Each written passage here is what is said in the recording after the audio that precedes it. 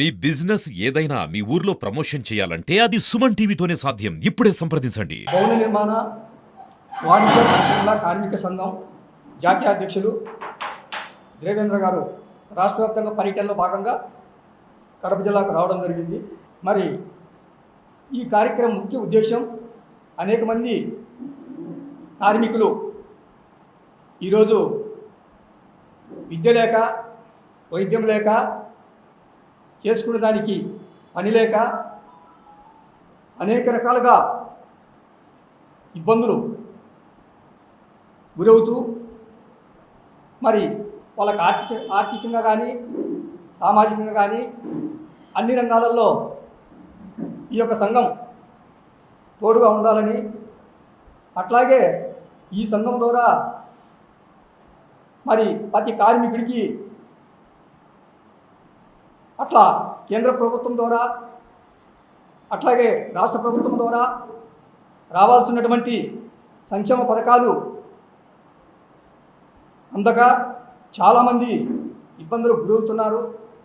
మరి ఈ సంఘం ద్వారా ప్రతి కార్మికుడికి సెంట్రల్ గవర్నమెంట్ నుంచి రావాల్సినటువంటి లేబర్ యాక్ట్ ప్రకారం అనేక ఇన్సూరెన్సులు, అనేకమైనటువంటి అభివృద్ధి పరంగా కానీ లోన్ పరంగా కానీ రావాల్సినటువంటి ఏవి కూడా సక్రమంగా అందడం లేదు.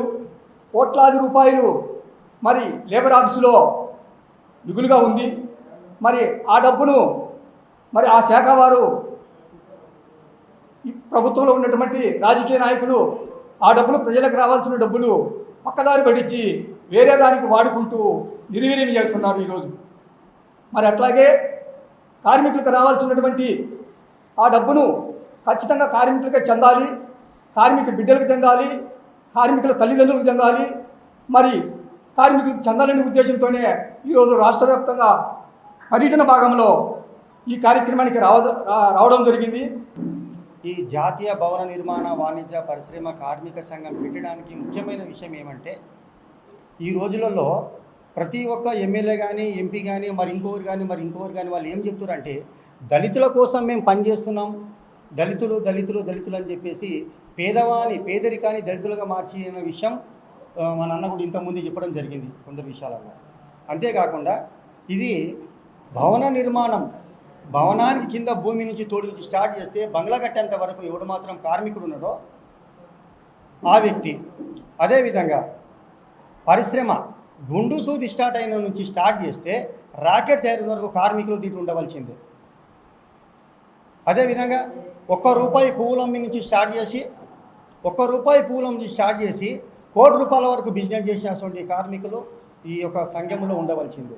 ఇది ఎందుకంటే గవర్నమెంట్ ఇచ్చే పథకాల కోసం ఆశపడి కాదు, గవర్నమెంట్కి మేమిస్తాం పథకం అని చెప్తున్నాం ఈరోజు. ఎందుకంటే ప్రతి ఒక్కరు కూడా మేము పేదోనికి దళితులకు ఎన్నో పని చేసి పెడతామని అంటున్నారు. కాబట్టి అలాంటి పెద్దోడు ఎవడు మాత్రం ఉంటే మాకు చేయనక్కర్లేదు ఇప్పటి నుండి. ఎందుకంటే ఓట్లు వేసేవాడు పేదవాడే, ఓటు వేయించి గెలిపించేవాడు పేదవాడే, ఆ తీరాలు కొన్న వరకు వచ్చే వాళ్ళకే పేదవాడు అన్న సంగతి వాడు గుర్తించి పేదవానికి ఎలాంటి హెల్ప్ చేయడం లేదు. అదేవిధంగా ఎన్నో పథకాలు ప్రారంభం చేయడం జరిగింది గెలిచేంత వరకు. గెలిచిన తర్వాత ఏ ఒక్కరు కూడా ఆ పథకాలను అమలు చేసిన చరిత్ర లేదు. మరి ఇట్లా చెప్పుకుంటూ పోతే ఎన్నో విషయాలు ఉన్నాయి. ఈ యొక్క కార్మిక సంఘంలో ముఖ్యమైన విషయం ఏమంటే, ఎస్సీ, ఎస్టీ, బీసీ, మైనార్టీస్, అంతేకాకుండా ఓసీ అయినప్పటికైనా పర్వాలేదు, పేదవాడు మాత్రం ఎవడు ఉంటాడో వాడు దీనికి అర్హుడే. వైట్ రేషన్ కార్డు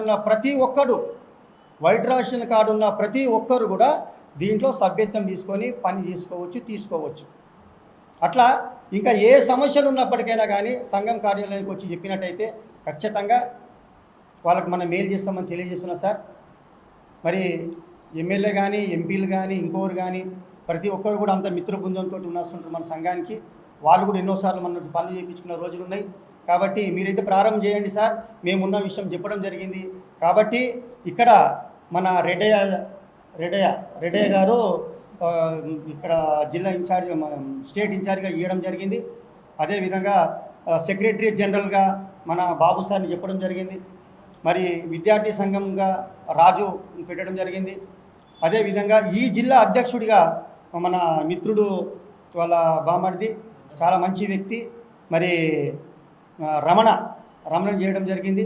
మరి ఇక్కడ వచ్చిన పెద్ద మనుషులు మాత్రం ఎవరున్నారో వీళ్ళకి 100% సహకరించాలి. ఏది మాట సహకరించాలి, డబ్బు సహకరించడం కాదు. మాట సహకరించి వీళ్ళకు తోడుగా నిలిచి వీళ్ళకు ముందు పంపాల్సినటువంటి విషయం వీళ్ళందరికీ నేను రిక్వెస్ట్ చేస్తున్న జిల్లా వాసులకి. అంతకంటే ఇంకా ముఖ్య విషయం ఏమంటే ప్రతి ఒక్కరు కూడా కొన్ని సంఘాల పేరు చెప్పుకొని ఏ చోటుకు పోయినా డబ్బు కలెక్షన్ చేస్తున్నారు. దయచేసి వాళ్ళంతా డబ్బు అడిగేవాళ్ళు ఇచ్చేవాళ్ళు కూడా తక్షణం మానేయాలి.